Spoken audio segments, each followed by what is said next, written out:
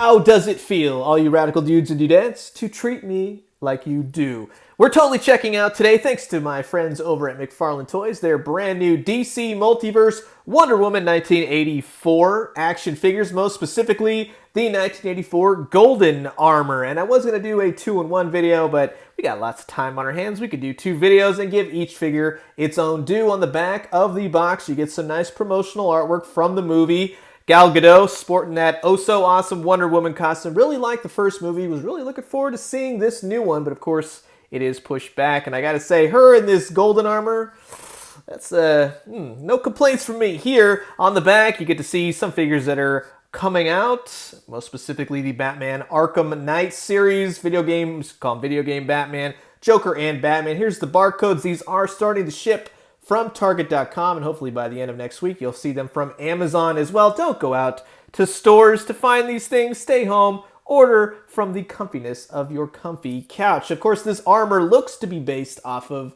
the Alex Ross Kingdom Come graphic novel, comic book, whatever you want to say. Very much in that golden armor that she did sport during that specific storyline. And then, of course, subsequently in and out of various comic book incarnations. I'm not too familiar with this version, but I knew the Kingdom Come. That's when I saw it. I was like, that's kind of very Kingdom Come. So it's interesting to see how it's going to play out in the movie. Hopefully it shows up and lasts longer than one scene where she just kind of moves her arms and the wings fall off. Who knows? But sit back, relax, grab yourself a nice hot cup of Thermoscarin coffee. These are the brand new Wonder Woman 84 action figures, the 1984 Golden Armor Wonder Woman by McFarlane Toys. And here's Diana Prince out of her packaging, both of them in fact, but like I said, we're going to be talking mainly about the Golden Armor. I will have some comparisons between the two later in this video, but she is looking pretty good, I have to say. I like the gold paint on her. She comes with a trading card. McFarlane has been doing this with his new DC Multiverse line, a little bit of a cross-sell. And once again, no complaints from me. She's looking really good in this gold armor. I don't know what that says about me, but I'm digging it, so there you go. On the back of the card, you can go ahead and freeze frame it if you want. Doesn't give you much of a bio, doesn't really tell you where the armor comes from. Looks like we're going to have to wait to see the movie to see exactly how all this plays out. She does come with a flight stand. Really nice flight stand, same exact one that came with the Superman number 1000. I like the stand. I'm curious to see how it's going to fit with her. She does have some wings and stuff. He had a cape, but we'll see. Maybe hopefully the balance is there. She comes with these 2 large golden wings as part of her costume. The gold is actually applied for the most part pretty well. There are some instances where it kind of gets muddled, sometimes a little scrape here or there, but they look nice. They're sculpted nice. They look like giant, winged metal plates, so that's interesting. No articulation on them. We'll talk about them in just a second, but yeah. Here is Wonder Woman 84 in this golden armor. And again, I'm actually digging this. I don't know much about it. That's the one thing about this figure, though, is the face is nice, the sculpting is really nice, but I don't know why about this figure, and it kind of hinders that a little bit. I don't have the appreciation I think in terms of what the movie would entail.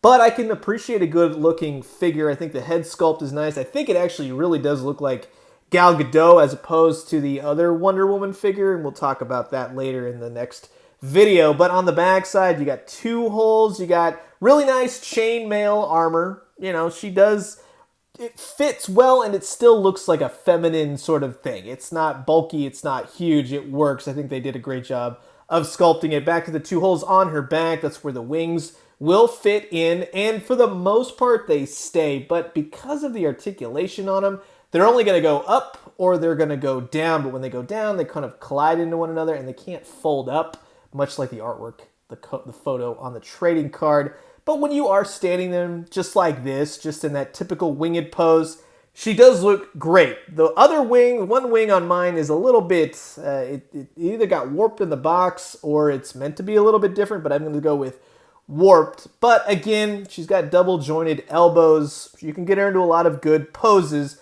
I do like the stand for the most part. The stand holds her well, but you're going to have to fuddle with it just a little bit because if you squeeze her too tight around the waist, the armor is actually rubber, so it will kind of squeeze and mold to it, kind of put it off center.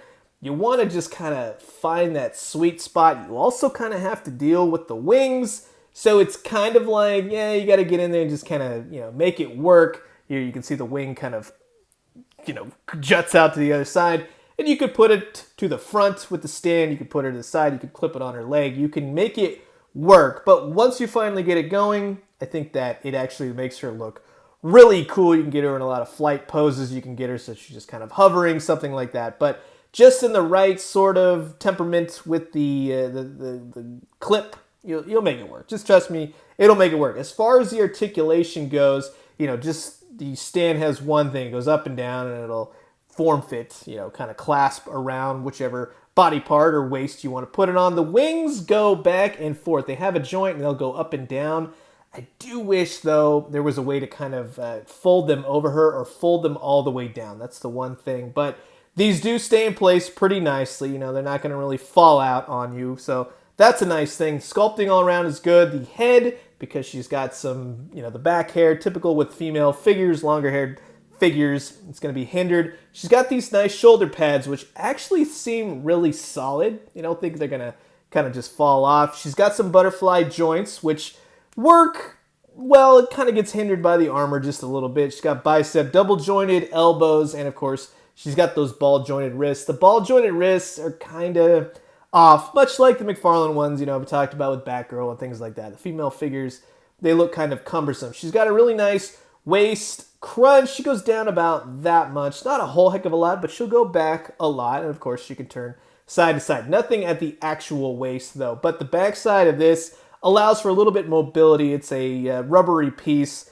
and you can get her just the legs going a little bit better instead of being hindered. And you can kick her out, and she does the splits really, really well. Of course, she's got those T-joints that, once you get her in this position, you can see them up close. But once the legs are down, everything else, they're not, not really noticeable. She's got double jointed knees, but the back part of her leg armor will hit the back, and it won't allow for, full mobility. Just saying, she's got some ankle pivot. It'll go up and down for the most part, but again, like the leg, it kind of hits pieces of the armor and won't go down all the way. And she's got some toe articulation with the black pins. They're not colored gold. We got to match that paint a little bit better. But, in either case, I think she's got some really decent articulation to her. And here he is matched up with the Wonder Woman 84 from this two-figure wave, we'll say. They both stand just above the 7-inch mark, so they are... That's nice that they kept the scale. She can also hold and use Wonder Woman's lasso. Whether or not she does it while in costume with this, who knows in the movie. Here she is with Batman and Superman from the previous first wave.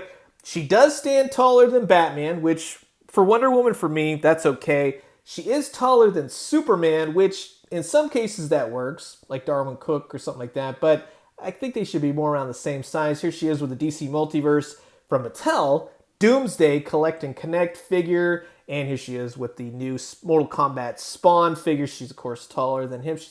She's a tall figure. It's good for Wonder Woman, but I know a lot of people are going to think, well, she might still be out of scale. Here she is with the Marvel Legends Angela. She kind of looks like a Spawn figure in certain ways, like an angelic kind of Spawn figure, just FYI. And here she is with the two NECA Batman and Superman Glorious figures as well. Sort of the same deal with McFarlane.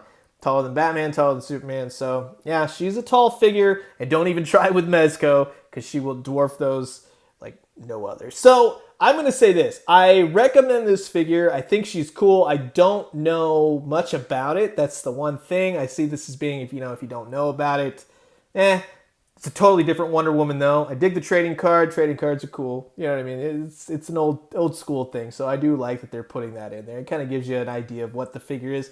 I just wish it had more of a bio. Totally dig the stand. I liked it with Superman. I like it with this figure. You just kind of have to work with it a little bit better to make it work in your favor. I think the sculpt is great. I really like the armor plates. I think that the face looks like Gal Gadot. It might have a little bit too much of that rosy cheek action going on, but I think it does work just in terms of catching the likeness. The wings, I really wish the wings could have articulated better and you could get her more in the card artwork. You could put them down, sort of like Archangel, where they'd have multi-layers of folding in and folding down, because when you fold them down, they knock into one another, and when they go up, they look better. You know what I mean? It needed more articulation in the wings. I think the figure is good. Yes, some of the armor knocks against each other, but for the most part, it does work really well. So, again, thank you to McFarlane Toys for sending her over to give you guys this fresh look, and I'm curious to know what you guys think. Do you like this figure? Were you all about seeing the 1984 Wonder Woman movie? Did you see the first one? Comment below.